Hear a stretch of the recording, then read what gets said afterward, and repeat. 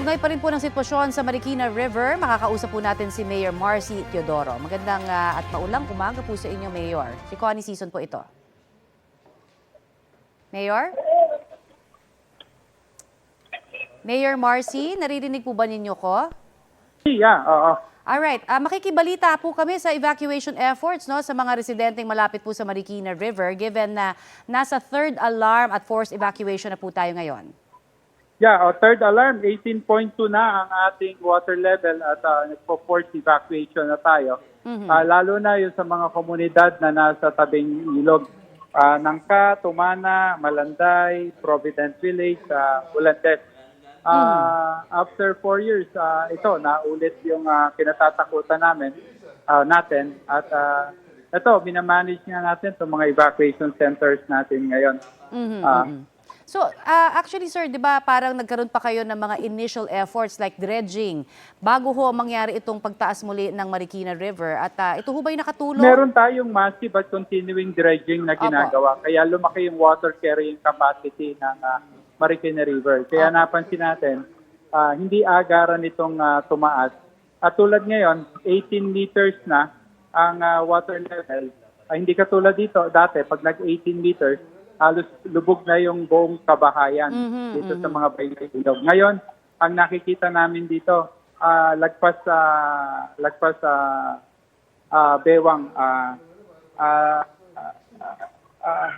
talagang pinapakita na kailangan pa rin pag-ibayuhin yung ating mga flood mitigation projects. Pero sa ngayon po, hindi pa rin sumasapat, lalo na kung ganito kalakas ang pagulan at iba na yung new normal ngayon Talagang nakikita natin yung mga bagyo nagkakaroon ng convergence. Yung isa, 2 bagyo nagsasama kaya mas malakas ngayon. Okay, hanggang bukas pa inaasahan po na magpapaulan pa rin po itong bagyong Karina hanggang sa pag-alis nito. Saka Connie, ang isa pa, napakalakas ng rainfall count, 197. Yes, sir. On the average, 197 millimeters. Doon sa itaas ng kabundukan ng Marikina, kaya dagdag ito doon sa dami ng tubig na bumababa rito sa Marikina River. Okay. Pero sa ngayon po, kamusta po ang ating effort sa pagpapalikas po? Mga kababayan po natin dyan sa Marikina, sanay na rin sila. No? At, sumusunod naman po sila? Wala ho tayong problema sa pagpapalikas? Hello, Connie? Yes. Pasensya na, nasa labas ako, hindi ko masyadong marinig. Opo. Kamusta po ang ating efforts ngayon sa forced evacuation? Lahat po ba ay sumusunod na, Mayor? Oo, lumilikas naman sila. Even before the forced evacuation, preemptive, nakikita mo yung mga tao, nagkukusa naman. Hindi ito problema sa Marikina dahil bahagi na ito ng disiplina na meron sila. I see. Pero sa ngayon po, ano bang ilang bilang po ng pamilya doon sa mga nakatira po malapit sa Marikina River, ang inaasahan po nating mag-occupy ng ating mga evacuation centers? Kasya po ba sila ho at sasapat lahat ng kailangan na mga gamit, pagkain? Sa ngayon, Connie, ang ballpark figure natin, meron tayo mga 3,000 individual na nagsisilikas ngayon. Pero kung magtutuloy-tuloy ito, inaasahan natin, aabot to hanggang 10 hanggang 15,000 individual. On the average, given the number of structures that will be affected along the Marikina River. Mayor, worst case scenario at sana wag naman mangyari, no? Pero kung sakasakaling mas tumaas pa ho sa 18 meters ang ilog po ng Marikina, ano ho ba ang ating pong mga nakahanda na para ho sa mga rescue naman? Ano kung sakasakali doon sa mga talagang bahaing lugar dyan? Connie, ngayon, ang immediate concern talaga itong camp management, yung evacuation management na ginagawa natin ngayon. Na ang mga tao, ligtas na ma-settle natin sa mga kwarto ng evacuation areas natin, maibigay yung mga medical needs nila, matulungan silang makalikas ngayon. Ito yung immediate namin. Actually, narito ko sa isang evacuation center sa Malanday. Nakikita namin napakadami ngayon lumilikas. Nagpapadala na rin tayo ng mga pagkain para pagdating pa lang ng mga evacuees natin ay magkaroon na sila ng pagkain. At minomobilize natin pati yung mga volunteers na natin ngayon.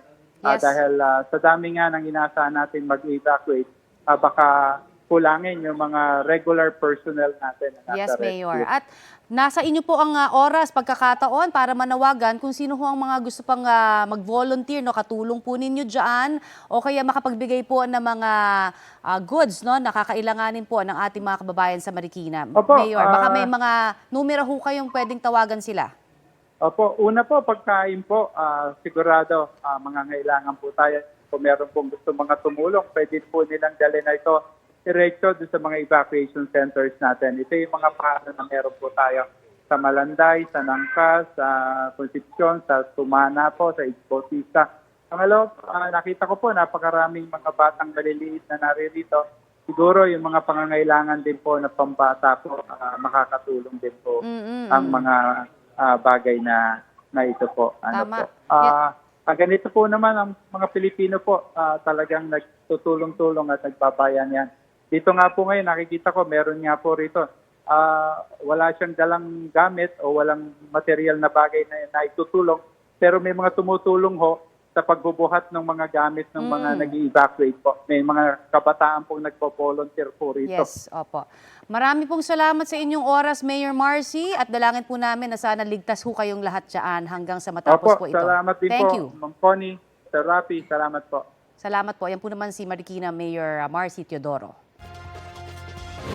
Kapuso, para sa mga maiinit na balita, mag-subscribe sa GMA Integrated News sa YouTube.